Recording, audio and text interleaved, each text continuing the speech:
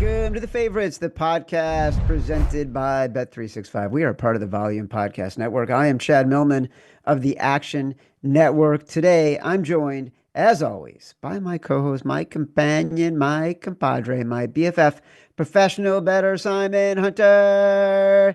Hello, Simon. Hello, Chad. I think I have a fun fact for you today that you're going to love. Lay A it on couple me, episodes brother. ago, you called me out for my Irish goodbye at our party. Uh-huh. And if people have ever wondered, what do they call it in England? Because they don't call it an Irish goodbye, obviously, in England. They call it a backdoor boogie. So I just Really? love the idea of someone turning to their mate and saying, yeah, I'm about the backdoor boogie, and then just leave. No such thing as an Irish goodbye. Did you get that from your mommy? No, just some British listeners, a diehard fan of ours, my cousin. No way. Yeah. So I thought that was really clever. Here's what I loved about that event, by the way. So we were there, and I think I told this story. Did I tell the story about the kid I met from Indiana who had played soccer there, but he grew up in Liverpool? And I told him that you were from Northern England as well. And when I told him where you were from, he looked at me as like, man, that is hardcore, Yeah, it's rough. old school England right there. Yeah, I told you, anytime I do go, especially because I'm a big guy, like I'm tall and overweight, which is very American, I stick out like you wouldn't believe it. Like everyone can just tell I'm American immediately when I'm walking around town there. So yeah, always fun going back home. Here's a fun fact. If we're going to go into fun facts. So, I'm working on this book. And so a lot of my days right now are spent doing so much research. Like if you could see outside the camera frame, my desk is piled with books about gambling history, including David Schwartz, Roll the Bones that we had on earlier in the year, um, and as well as newspaper articles, old photos. I told you I met with the grandson of the guy who invented the point spread, another very famous old school bookie who was a bookmaker with the mob in the 1930s and 40s. His son sent me piles of newspapers and of clippings and piles of old photos. And like this morning, I was looking at a photo of this dude with three world famous jockeys from the 1930s and 40s at a club in Havana, Cuba, like Mm. real old school stuff, right? But one of the facts I read the other day, do you know why it's called handicapping? Do you know why everything we do is called handicapping? I always figured it was if you were wrong, they take your knee. No, They it's handicap not. you.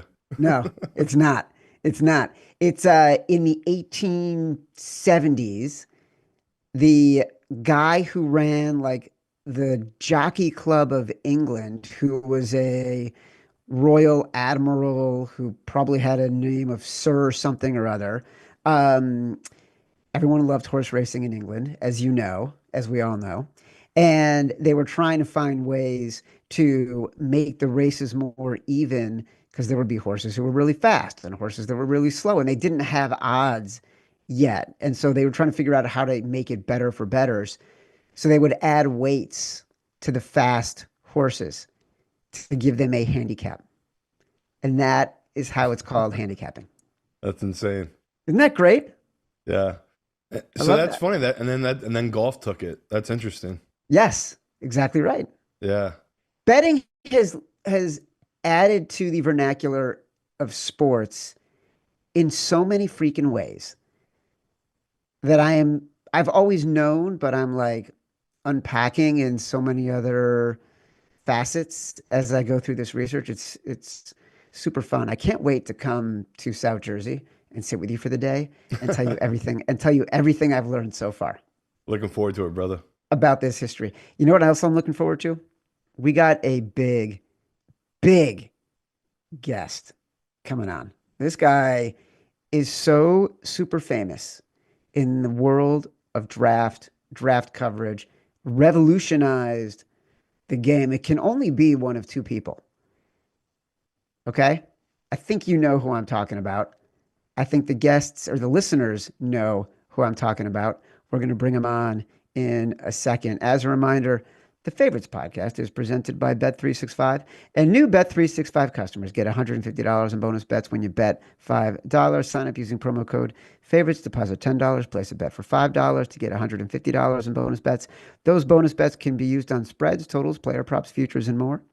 Whatever the moment, it's never ordinary at Bet365. Must be 21 or older and present in Arizona, Colorado, Indiana, Iowa, Louisiana, Illinois, North Carolina, New Jersey, Ohio, Pennsylvania, Virginia, or 18 and older in Kentucky.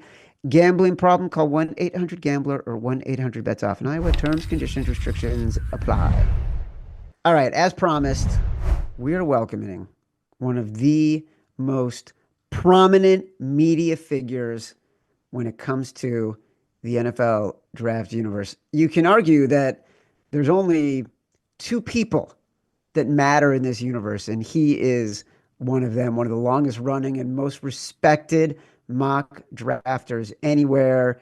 You can catch his NFL draft live stream on the McShay Show on Spotify and YouTube. You can subscribe to his very excellent draft newsletter, The McShay Report. Welcome to the show, Todd McShay. That was a hell of an intro. I appreciate it, Chad. We like to shine on this show. You know why? We only get like supreme, superior, premium guests, so we go big. I appreciate it. So thanks for having me. Thanks for putting me in that short list. What's going on? Congrats on all the success. Congrats on the launch of the show. Congrats on the newsletter. Thank you. I know you've thought a lot about it. I know you worked hard on it. I'm super psyched for you. I'm glad it's working out. I don't want to waste your time. You got like a week before the draft. Every second is precious. You put out a new mock draft. Very bold move, predicting a trade involving the Browns. You mocked the Browns selecting Travis Hunter at number 2 and trading up with Atlanta to take Shedeur Sanders. Do you feel more or less confident about this prediction today? Do you feel confident about getting Sanders' landing position correct being the pivot point of this year's mock process? I would say I feel as or more confident that Shedeur Sanders is not going to go in the first 9 picks, which is saying a lot because I think a lot of people, including myself early on, thought that the Giants, that was a possibility at 3, right? I got off of that pretty quickly. And then I think everyone still to this day is saying, well, the Saints make a lot of sense. He doesn't have the big arm. He can play in a dome. That division is good weather. Kellen Moore. I look at it this way, and I've got sources as well, but my initial reaction to that was quarterback coaches and offensive coordinators and offensive-minded coaches, they get used to and they kind of structure what they want to do around what they've worked with and what's been successful. He's been successful as an offensive coordinator in 3 different places, right? It's been with Dak Prescott in Dallas. It's been with Justin Herbert in Los Angeles, and it's been with Jalen Hurts in Philadelphia. That's not Shedeur, man.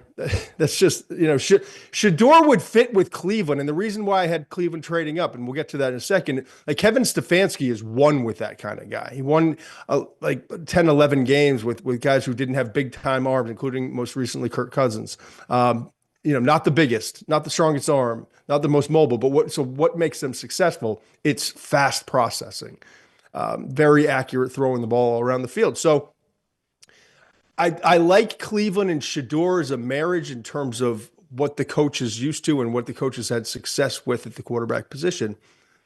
But as we get closer to the draft, I think Jackson Dart is the guy the Saints want. And it's because of those things I just mentioned. Jackson Dart is a sturdy, mobile, stronger arm quarterback, right? I don't think a quarterback's going to go in the top 9. Now, the Derek Carr situation with the shoulder, curious timing, that may speed up the process for the Saints. But Mickey Loomis, the GM there, has a track record of targeting a player he wants and giving up whatever he has to give up to go get him. So I envision a scenario in which we're looking at this, and now all of a sudden, Shedeur Sanders and Jackson Dart are still available at 10. And now the clock is ticking. And I think everyone in the league is well aware of Mike Tomlin and his affection for Shedeur Sanders and would like to get him at 21, but they don't have a second-round pick. And I don't know if they're willing to give up more draft capital to go up and get Shedeur. And we'll find out what happens with Aaron Rodgers. So I think everyone in the league that has interest in those two quarterbacks is looking and saying, all right, 21, we've got to get up ahead of that. But we can wait it out, and we don't want to move in the top 10 and give away next year's first round pick. So if it's the Giants or the Browns, I think somewhere in that 10 to 20 range would be the area they would move up. And I went with Atlanta because Atlanta has the second fewest picks in the entire draft with 5. But we'll see how it all plays out. I could see Shador going somewhere in that 10 to 20 range, a team moving up. Starting to feel like it might be the Giants more so, but we'll see how that plays out. And then I could see Jackson Dart, a team trading up with Minnesota. Minnesota only has 4 picks in the entire draft and trying to get up ahead of like Cleveland or the Giants, whoever's sitting there 33, 34. And I think New Orleans could be that team to do it. All right, so I have 2 quick follow-ups. I know Simon wants to jump in with a very important quarterback question. Number one, I just want to clarify. Either I misheard you or you just said you don't think any quarterbacks will go in the top 9. No. Okay. I misspoke if I said that. Cam Ward's going number 1. You can write that down. Got it. In a Sharpie. Yeah. So I meant any of the other quarterbacks. Got it. Yep. Number 2, if you're the Browns and you've got the second pick, we had this conversation, Simon and I, the other day with one of our guests. Why wouldn't you go for Shador Sanders there if what you need the most is a quarterback? And Travis Hunter, you could be reaching for a cornerback at number 2 or reaching for a guy who is a dynamic athlete, but maybe not a brilliant receiver yet at number 2. Travis Hunter's brilliant. Okay. At wide receiver and at cornerback. You can't pass on that. I looked this up this morning. I'm pulling up my phone. I've heard a lot of people say with the Giants and the Browns, the possibility of like the cake and eat it 2 scenario, kind of like Nick Caserio did recently, where he took CJ at 2 and moved up to get Will Anderson. Different circumstances, in my opinion. I think this scenario could play out more like we've seen in the past. Lamar Jackson would be like the glass half full scenario where the Browns took their tight end early in the first round, thought the night was over. All of a sudden, Lamar's sitting there. They get an opportunity. They trade into 32, and they take Lamar Jackson there. But I want to remind people, and this is what I looked up. This is why I'm looking down at my phone here, okay? Good research. Johnny Manziel, Browns took him at 22 overall in 2014 after they took Justin Gilbert at 8. Brandon Weeden, the Browns are 3 of the 4 examples here. Brandon Weeden, also at 22 in 2012 after they took Trent Richardson at number 3. Brady Quinn, also at number 22 for the Browns back in 2007 after they took Joe Thomas at 3. The Ravens, Kyle Bowler at 19 in 2003 after they took Terrell Suggs. So I say all that. If you don't have a grade that's equivalent to one of those picks, you have to take these are premium positions, corner, wide receiver. He could solve problems on both sides of the ball and be an instant impact player on the offensive side. Travis Hunter could be for the Browns. That's what they expect. Abdul Carter, best pass rusher, premium position, premium pick at number 3. And then, you try to move back up and go get your guy. But history tells us more often than not, when you don't have the grade where you're like, absolutely, we're picking. I mean, they have massive needs for the future of these organizations. If they loved Shador Sanders enough, this would be a moot point. The information would be leaking out everywhere. They don't. So you don't reach for a quarterback and pass up on a future Joe Thomas or a Terrell Suggs. You've sufficiently put me in my place. Go ahead, Simon. Just really quick, I would love to know the view though on Travis Hunter of what is his ceiling. So like in your mind, you're taking him here at number 2. You need him to be what, a top 25 receiver, a top 25 corner? Because people like me who are just huge NFL fans, I just don't know how it works. Like I'm trying to wrap my head around him going up against Kyle Hamilton, getting knocked out, getting back up, and then going out there and trying to cover a receiver in a couple of plays where it's just like, if he goes to the AFC North, he doesn't survive a season where, to me, they have Myles Garrett and they could get Carter. Why just do it? You're in a division with Joe Burrow. This feels like such a Browns pick taking Travis Hunter here. And it's like, we all get sucked into the moment. I get it. But he's a Big 12 player, wide receiver and cornerback, and now he's going to be the number 2 pick. I would love to hear your view on the Browns. Why not just take Carter, play it safe? They're going for a really, like you say, a unicorn. what do you think he needs to do to prove to be a number 2 pick? What is his upside, wide receiver and cornerback? What if I told you that you're going to be able in the number 2 pick in this draft to draft Shohei Ohtani? But Wow. he's built like Shohei. Okay, but my point is this: like Shohei is a freak genetically. This kid is a freak. I have seen the tape. He's a freak genetically too. Yeah, I agree. Listen, I only say that for devil's advocate, right? Because Yeah. because these are the conversations that are going on. It's not a stamina thing. Like, we can erase that, because the 2 questions of playing both sides in the NFL, which has never been done before. I don't want to hear the Champ Bailey stuff. I don't want to hear the Charles Woodson stuff. They had like a combined 6 or 7 catches in their careers. Desmond Howard's been thrown out there. Doesn't work. Deion Prime, Coach Prime was the closest thing too. And he still only had like 60 career catches in that long NFL career. Yes, the return game. No one's done this. The durability part, I'm with you. It becomes a load management thing. Now, talking to coaches and talking to people in the league early on in the process, the simple thinking was like, there's 10 other guys on the defensive side you got to communicate with. Like, if we're playing cover 1 or cover 2 or cover 3 or quarters or cover 6, like, we can't have this guy only coming to like half the meetings and not understanding what we're trying to do conceptually. And I get that part. But then as we've gotten closer to the draft, and I think as general managers have gotten involved and offensive coaches have gotten involved, like, yeah, what are you going to do? You're going to draft this guy and you're not going to give him to me as a full-time offensive player? You're not going to allow him to be a weapon? He's got the best ball skills of a receiver I can think of in the last like decade. And that's what no one talks about. Like, it starts with he's going to catch everything in his area. And then the after the catch stuff and the explosiveness. So people have been comping to Chad Johnson. Do you like that comp?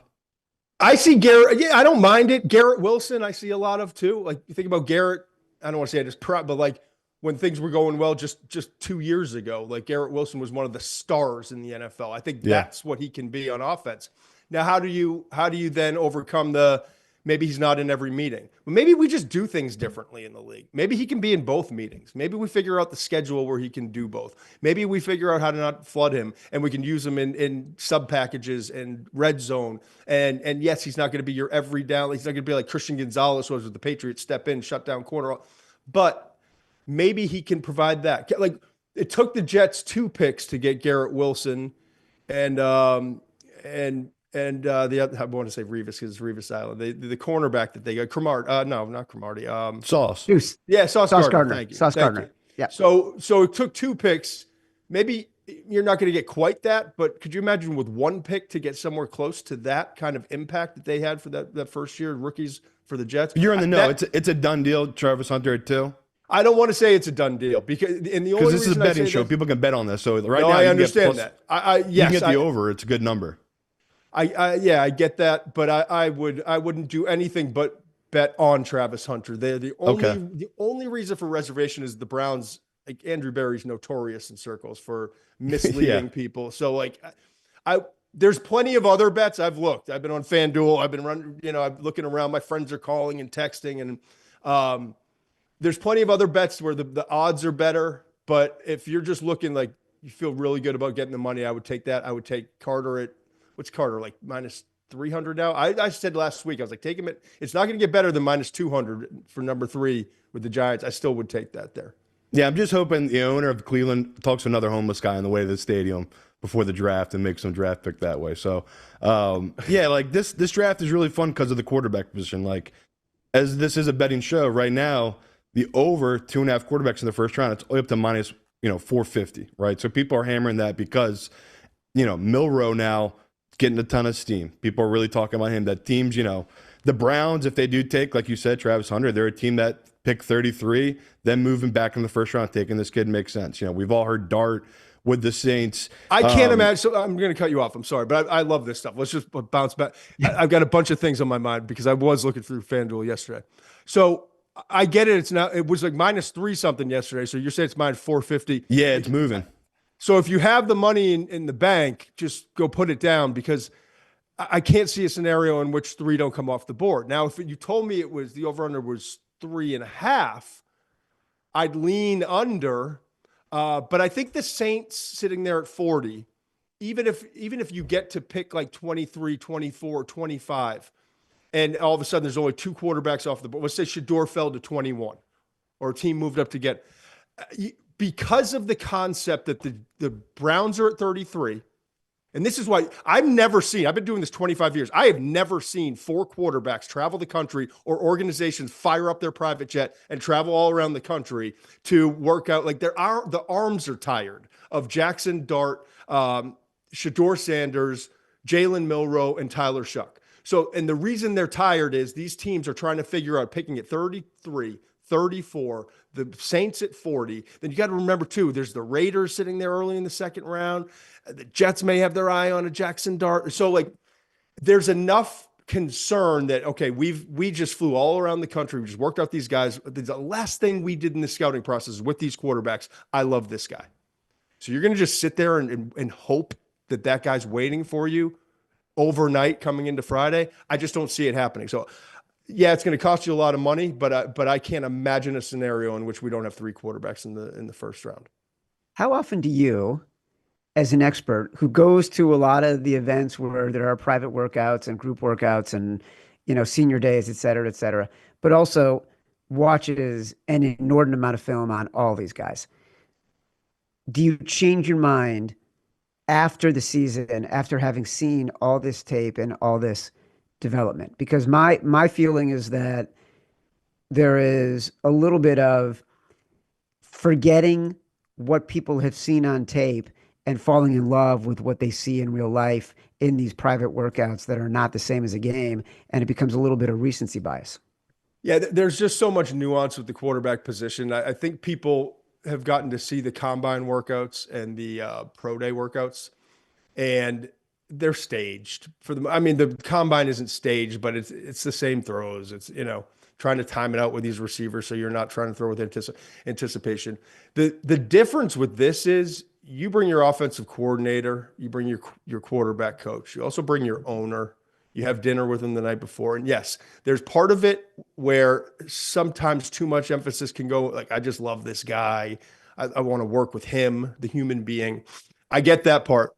But there's also like the install process and testing their mind, and how, like, so much of this position, which is different than all the other positions in terms of the level that you need to have, is the recall, thinking on the fly, how quickly you process. And it's not perfect. It's not apples to a game situation, but you can test them.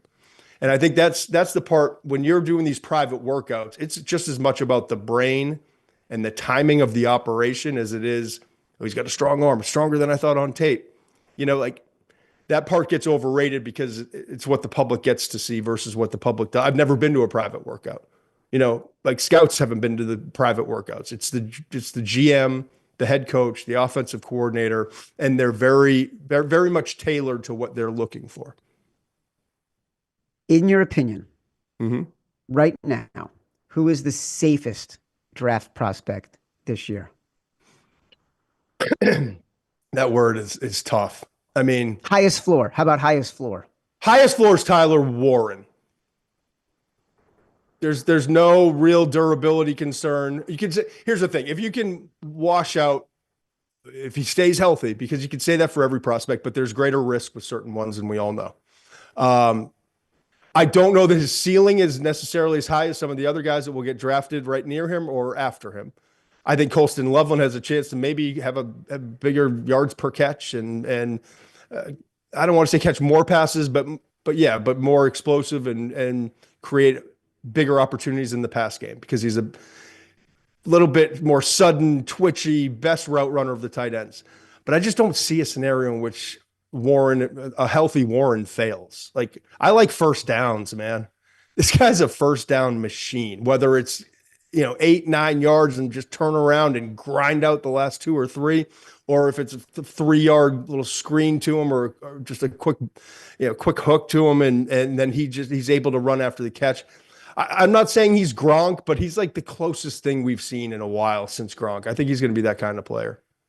Now, someone that's followed you for a long time, just because, like, I bet big money in the draft, always like to find edges, and you do move markets because people trust your opinion. I mean, you've been around a long time. You did say today briefly, Genty, Patriots.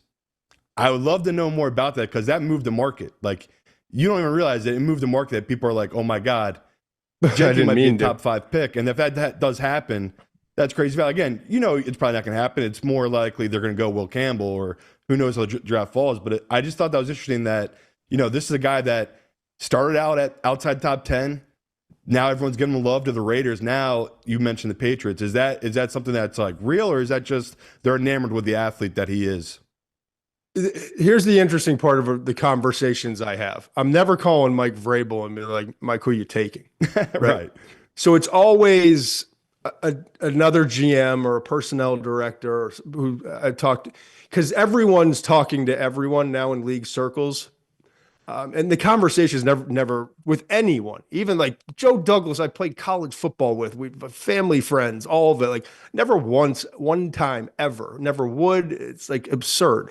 Be like, Joe, who are you taking with that pick? Like it's just not how this thing goes. So it's a lot of information. Like, hey, someone who's a little lower ranking, maybe say like, hey, there is discussion in the building. Like, Genty's still on, and sometimes those people aren't in that final like 2 or 3 human beings that are in the room. There's a board that's set for the whole staff, right? And then there's the real board, and that's most organizations. So it's sometimes a little leak will come out like, don't close the book. Like I get the call, like, don't close the book on Shedeur. I'm not sure what's going on, but they're still having discussions in Giants facilities, something about Shedeur. Don't know if that means later. So that's what's going on now. The Ginty thing's interesting because I haven't talked to a person in the league that doesn't have him in the top 5 in terms of grades. And the vast majority of people I talk to have him at 3. They think he's the 3rd best player in this draft, just behind Hunter and Carter, okay? But ahead of Mason Graham and Tyler Warren and Jalen Walker and those guys, okay? So I can see how as you get closer, you're like, I don't know, like he's so special. He's got a chance to be different. But then I look at the Patriots situation. I'm like, yeah, Saquon was awesome with the Eagles. But what was he with the Giants when they couldn't, Right. You know what I mean? So I think that's a lot of the discussion going on. I've just heard a couple nuggets that make me, I'm not to the, like I got Felica calling me the bear all the time and we're going back and forth, and Stanford Steve, my longtime buddy, all my degenerate friends up here in Boston. Like I spend more time on this stuff than I should, but I love it because it's fun and like trying to figure out all the maze and the puzzle. But it's one of those, like, if the line's ridiculous, maybe you put $1 on it. Like maybe you put a couple dollars versus putting $100 or $1,000, but it's worth, like, who knows? Maybe I just am getting the sense whether it's New England at 4, Jaguars at 5, there's a little bit more buzz than I expected to hear at this point in time. I'll say this. I'm totally changing course here, but I was shocked yesterday when I looked. And again, I'm not saying it's like a guarantee or I have solid information and go with this race in now before the line changes. But I was really interested to see Warren is plus 700 to the Jets. Like you might want to, write that. I see you with the pen. You might want to write that one down. By the way, not a pen. He's betting it at good. He's down to plus 300. I tweeted that out last night. And the Genty, I bet it when you talked about it, he was 20-1. It's down to 16-1 him to go to the Patriots. So that's what I'm telling you. You move markets. It's crazy. It's the only thing it's the only time anything in my entire life, including like day-to-day chores, that anyone listens to me. So we'll go with it. It's so funny, Todd. We had Felica on a few weeks ago. We had Stanford on a few weeks before that. Everybody's talking to the same fucking people. We're all talking and texting with each other. It's freaking hilarious. I do want Felica owes me like a vacation at some point after the last 3 years. I'm just going to say that. Well, I'll let him know. I'm going to text him this clip right now. Yeah, please. He can, put it in his Todd McShay fund. How do you figure out? He's the best. I mean, I owe him more than he owes me. Let's put it that way. But yeah. How do you figure out all these smoke signals from all these GMs? And they know not only that you're calling and getting information from them, but they will potentially be trying to use you as a conduit to get information, but also they might say something to you that you could be sharing with somebody else in a sort of informal way. How do you know what to use for real in a mock versus what's someone trying to throw you off the scent? You get to, I've been burned before, but I haven't been totally burned in a while. And I was burned before because I was young and still developing relationships. And it's like any business, you learn who you can trust and you learn who you can't, and you develop relationships. And again, no one's saying we're definitely, even when I've had conversations, when it's kind of narrowed down and it's never directly said, we're either going to take this guy or this guy. But when you get done with 45 minutes on the phone with the decision maker of an organization, you get a sense just as you're going through boards and having discussions. And honestly, it's rarely the answer. It's usually the question that's asked of me that tips me off. Oh, they're thinking this. Why is he asking me about this player? Why is he asking me about this team that picks 3 spots ahead? You know what I mean? That's where you just get a sense. And it's like this little dance that goes on. But here's the other part too. GMs don't know. They know who they want. They know how their board is, but they don't know what's coming to them. So there's no, I won one time, I think it was in Barstool I went on, right? And I'll never forget, I did this, we was going back and forth and they were talking, they were just, it was a pardon my take, guys. And they were like, let's do a contest where if anyone could ever, what would you put up if someone could get a perfect mock draft? I said, I'll put up $1 million right now. I'll put up $1 million, right? Like it is literally impossible. That if you got all 32 GMs in a room and they did a mock draft and they shared information, it still would be different. And so then the next day I go into a production meeting before the draft and I've got one of the executives at ESPN. They're like, you're always causing problems. Like now we've got legal contacting me. Like, do we need to take out insurance? I'm like, no, stop.